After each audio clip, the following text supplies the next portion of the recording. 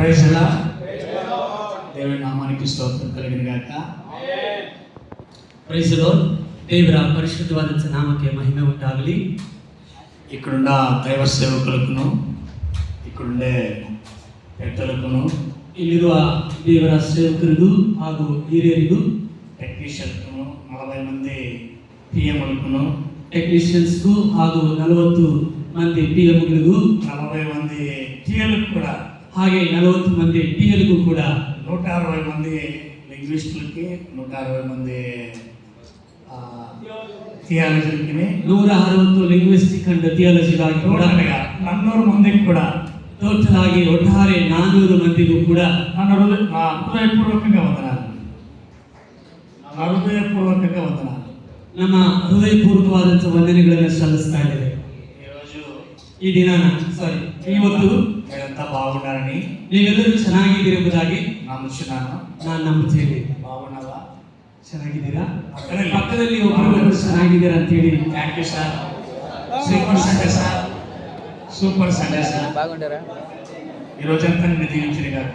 ఈ ದಿನ ನಿಮ್ಮನ್ನ ದೇವರು ಆಶೀರ್ವದಿಸಲಿ. అందరూ కూడా వారికి చెప్పేది మంచిది.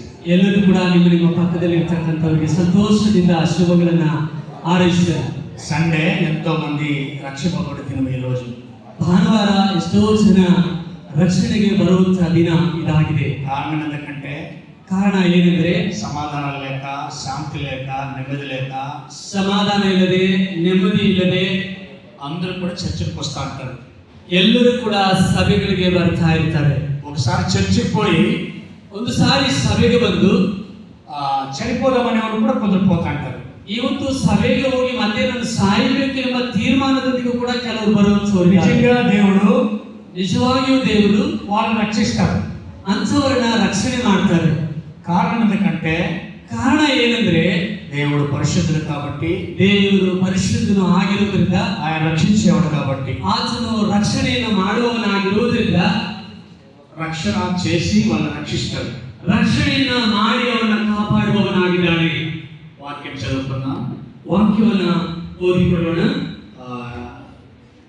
మన ఎఫెసీయులకు రాసిన పత్రిక 2వ అధ్యాయంలో ఎఫెసీయులకు బರೆದ పత్రిక 2వ అధ్యాయ 8 నుండి 9 వరకు మన అయ్యగారు రాసినారు. ಎಫೆಸೀಯರಿಗೆ 2ನೇ ಅಧ್ಯಾಯ 8ನೇ ವಚನ 9ನೇ ವಚನ ನಮಗೆ ಕೊಡಲ್ಪಟ್ಟಿದೆ. ಭಾಷಾಕಾರ ಚದುವುದಾಂ. ಮೊದಲನೇದಾಗಿ ಕನ್ನಡದಲ್ಲಿ ನಾವು ಓದಿಕೊಳ್ಳೋಣ. ನಂಬಿಕೆಯ ಮೂಲಕ ಕೃಪೆಯಿಂದಲೇ ರಕ್ಷಣೆ ಹೊಂದಿದವರಾಗಿದ್ದೀರಿ. ಆ ರಕ್ಷಣೆಯು ನಿಮ್ಮಿಂದುಂಟಾದದ್ದಲ್ಲ, ಅದು ದೇವರ ವರವೇ. తెలుగులో కూడా చదువుకున్నాం. తెలుగులో కూడా ನಾವು ఓదిಕೊಳ್ಳೋಣ. మీరు విశ్వాసము ద్వారా కృపచేతనే రక్షింపబడి ఉన్నారు. ఇది మీ వలన కలిగినది కాదు, దేవుని వరమే. అది క్రియల వలన కలిగినది కాదు గనుక ఎవడును అతిశయింపబడ వీలు లేదు. అందరూ కూడా కనుక ప్రార్థన చేస్తాం. పరిశుద్ధుడైన దేవానికి వందనాలయ్యా, నీకు మహిమలు, ఘనతలు. ఈరోజు మేము రక్షింపబడినామంటే అది నీ దయ, నీ కనికరమే. యేసయ్యా నీకు స్తోత్రాలు. మరి ఒకసారి ఎంతోమంది రక్షింపబడి వస్తుంది స్వామి. రక్షణ కొరకు మమ్మల్ని ఉపయోగించుకుంటే బలపరచండి. మేము మాట్లాడితే మనుషులు వ్యర్థము, దేవా నీవు మాట్లాడితే అది రక్షింపబడుతుంది, ఆత్మ జీవకరంగా మారుతుంది ప్రభా. అలాంటి కృపను దయచేయమని, మమ్మల్ని కూడా నీ సేవలో ఉపయోగించుకోమని యేసు నామములో అడిగి చూడుకుంటున్నాము తండ్రి, ఆమేన్. ఆమేన్. ఎవరైనా మన కృప ద్వారా మనం రక్షింపబడినాము. ಯಾರಾದರೂ ಕೃಪೆಯಿಂದಲೇ ರಕ್ಷಣೆ ಹೊಂದಿದವರಾಗಿದ್ದೀರಿ. మనం రక్షింపబడినామంటే దేవుని వరమే. ನಾವು ನಿಜವಾಗ್ಲೂ ರಕ್ಷಣೆ ಹೊಂದಿದ್ದೇವೆಂದ್ರೆ ಅದು ದೇವರ ಕೃಪೆ, ದೇವರ ವರವೇ. అది మా తల్లి తండ్రి చేసిన వరాలు కానీ, మా తల్లి తండ్రి చేసిన దానాలు కానీ, లేక తల్లి తండ్రి చేసిన పెన్నులు కాదు. ಅದು ನಮ್ಮ ತಂದೆ ತಾಯಿಯಿಂದ ಬಂದಂತ ಒಳ್ಳೆಯದರಿಂದಾಗಲಿ, ಅವರು ಮಾಡಿದಂತ ಅದ್ಭುತಗಳಿಂದಾಗಲಿ, ಒಳ್ಳೆಯ ಉಪಕಾರಗಳಿಂದಾಗಲಿ ಅಲ್ಲ, ದೇವರಿಂದಲೇ. దేవుడు నిన్ను రక్షించినవాడు, ದೇವರು ನಿಮ್ಮನ್ನ ರಕ್ಷಿಸುವವನು. ఆయనే యేసుక్రీస్తు. ಆತನೇ ಯೇಸು ಕ್ರಿಸ್ತನು. ఎందుకు నిన్ను రక్షించాడంటే, ಯಾಕೆ ನಮ್ಮನ್ನ ರಕ್ಷಿಸುತ್ತಾರೆಂದ್ರೆ నీవు పరలోక రాజ్యానికి కావాలా, ನಾವು ಪರಲೋಕ ರಾಜ್ಯಕ್ಕೆ ಸೇರುವವರಾಗಿದ್ದೇವೆ. ఈ లోకములు కూడా సాక్షి కావాలి.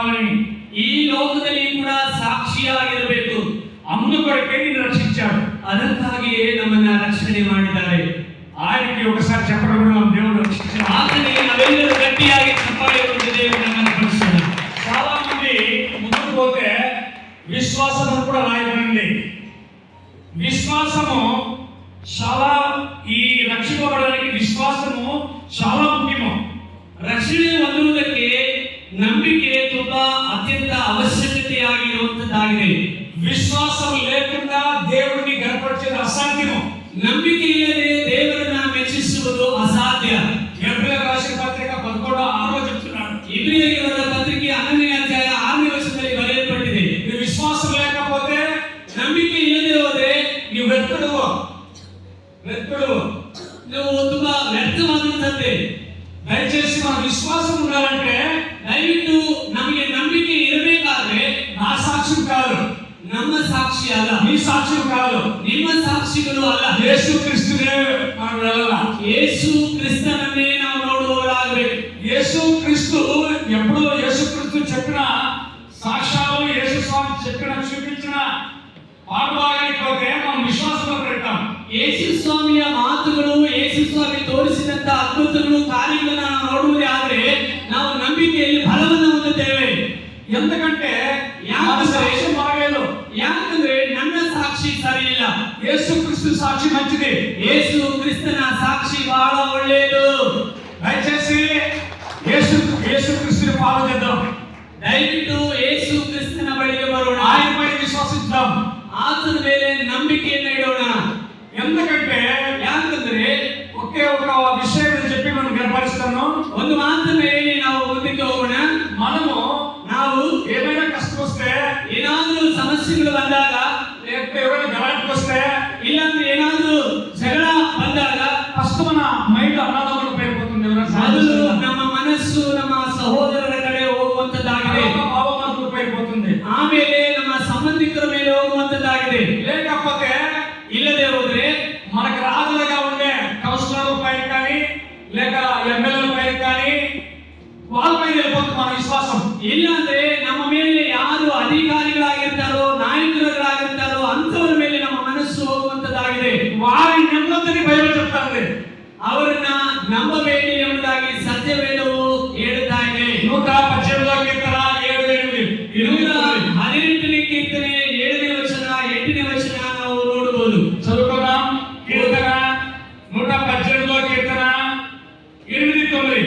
118ನೇ ಕೀರ್ತನೆ 8ನೇ ವಚನ. మనుషులను నమ్ముకొనుట కంటే మనుషుల్ని నమ్మకడిగా దానికంటను యెహోవాను ఆశ్రయించడం మేలు. యెహోవాని ఆశ్రయించడం మేలు. రాజులను నమ్ముకొనుట కంటే రాజులను నమ్మకంటే యెహోవాను ఆశ్రయించడం మేలు. యేసుక్రీస్తుని అంగీకరించడం మంచిది. హల్లెలూయా, హల్లెలూయా.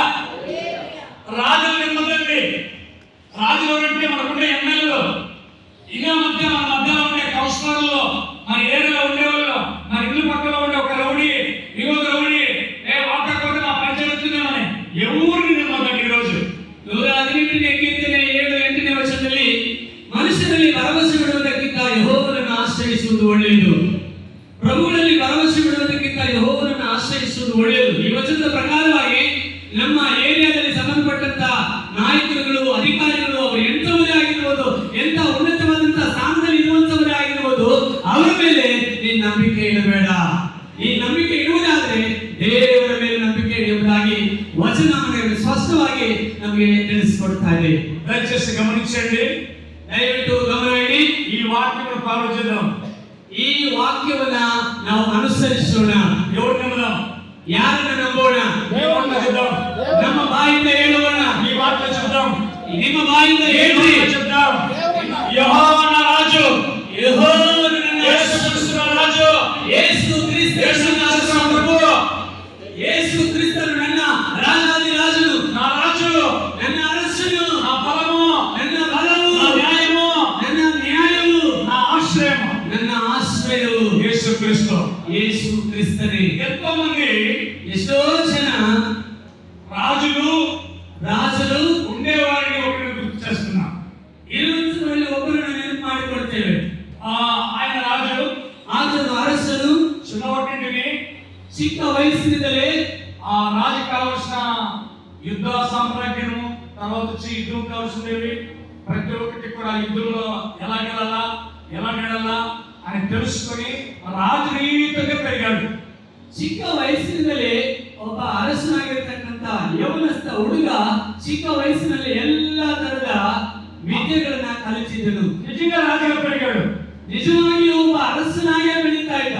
అతనికి ఆ ఊర్లో కానీ ఆ దేశంలో కానీ అతడే రాజు. ಆತನಿಗೆ ಆ ಇರುವಂತಹ ಸ್ಥಳದಲ್ಲಾಗಿರ್ಬೋದು, ಪ್ರಾಂತ್ಯದಲ್ಲಾಗಿರ್ಬೋದು, ದೇಶದಲ್ಲಾಗಿರ್ಬೋದು ಆತನೇ ನಾಯಕನಾಗಿದ್ದ. ఎవరైనా ఉన్నారా బైబిల్? ಯಾರಾದರೂ ಸತ್ಯವೇದದಲ್ಲಿ ಇದ್ದಾರಾ?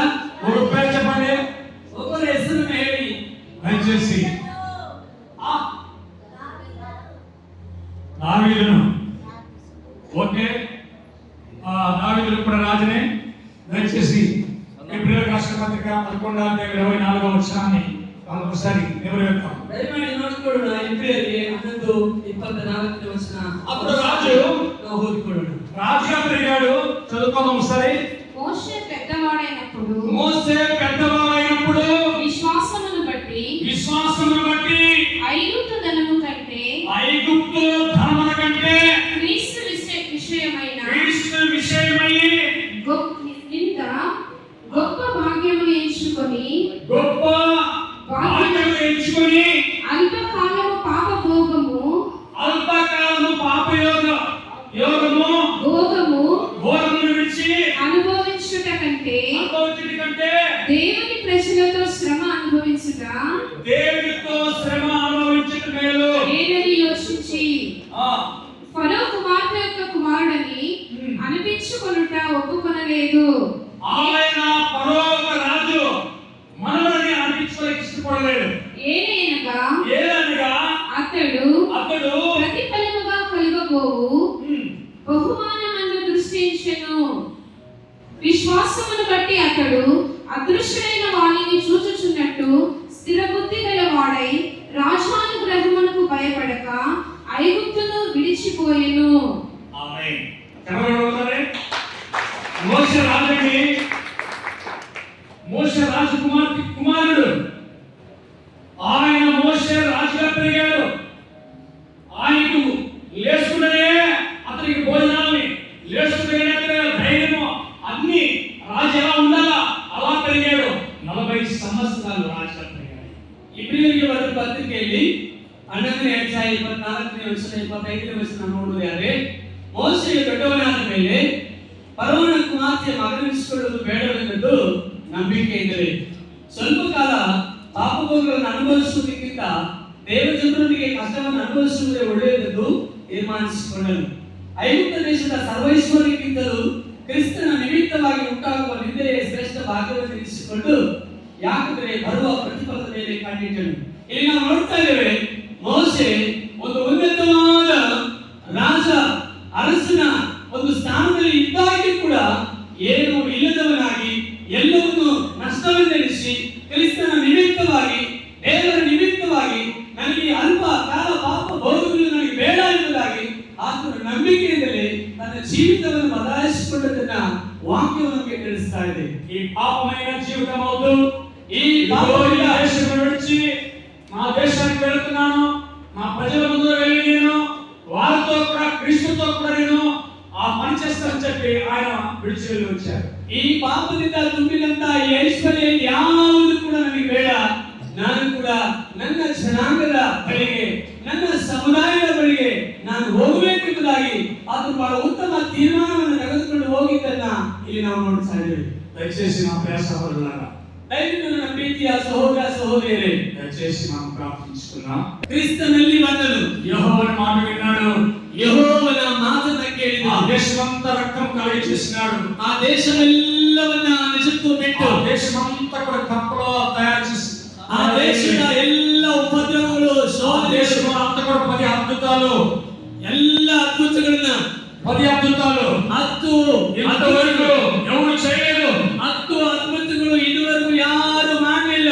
నిన్ను పిలుస్తున్నాడు ఈ రోజు, నిన్నನ್ನ కరీತಾ ಇದ್ದಾರೆ. దయచేసి మనం ఎక్కడున్నా మన లేచిపడి తీర్మానం చేసుకున్నాం. ఈ ದಯವಿಟ್ಟು ಈ ಸ್ಥಳದಲ್ಲಿ ಈ ಸಮಯದಲ್ಲಿ ನಾವು ಎಲ್ಲಿ ಇದ್ದೀವಿ ಒಪ್ಪಿಸಿಕೊಡೋಣ. పాప జీవితాన్ని విడిచిపెడదాం. ಪಾಪದ ಜೀವಿತವನ್ನ ಬಿಟ್ಟು ಬಿಡೋಣ. మన శరీరంలోనూ ನಮ್ಮ ದೇಹದಲ್ಲಿ మన మైండ్ లోನು ನಮ್ಮ ಮನಸ್ಸಿನಲ್ಲಿ 24 ಗಂಟೆಗಳು ಕೂಡ చెడే ಯೋಚನೆ చేసి 24 ತಾಸುಗಳು ಕೂಡ ಕೆಟ್ಟದ್ದನ್ನೇ ಯೋಚನೆ ಮಾಡಿ మనం మెంటల్ అయిపోతున్నాం, ನಾವು ಹುಚ್ಚರಾಗ್ತಾ ಇದ್ದೇವೆ. దయచేసి ದಯವಿಟ್ಟು ఈ మైండ్ ని, ಈ ಮನಸ್ಸನ್ನ, ఈ హృదయాన్ని ಹೃದಯವನ್ನ దేవుడికి ఒప్పిస్తాం. ದೇವರಿಗೆ ಒಪ್ಪಿಸಿಕೊಡೋಣ. మోసే చేసిన అద్భుతాలని, ಮೋಸೆಯು ಮಾಡಿದಂತ ಅದ್ಭುತಗಳನ್ನು నీవు చేయాల, ನೀವು ಕೂಡ ಮಾಡಬೇಕು. ఈ రోజు మీరు పిలుస్తున్నాడు. ಇವತ್ತು ದೇವರು ನಿಮ್ಮನ್ನ ಕರೀತಾ ಇದ್ದಾರೆ. దయచేసి అందరూ కూడా లేచి నిలబడుకుందాం. ದಯವಿಟ್ಟು ಎಲ್ಲರೂ ಕೂಡ అందరూ లేచి నిలబడుకొని, దేవా ఈ శరీరాన్ని నీకు ఒప్పిస్తున్నామయ్యా, దేవా ఈ శరీరాన్ని నీకు ఒప్పిస్తున్నాము, ఈ ఆత్మని ఒప్పిస్తున్నాము, ఈ సేవకులను ఒప్పిస్తున్నాము ప్రభువా, నీకు స్తోత్రాలయ్యా.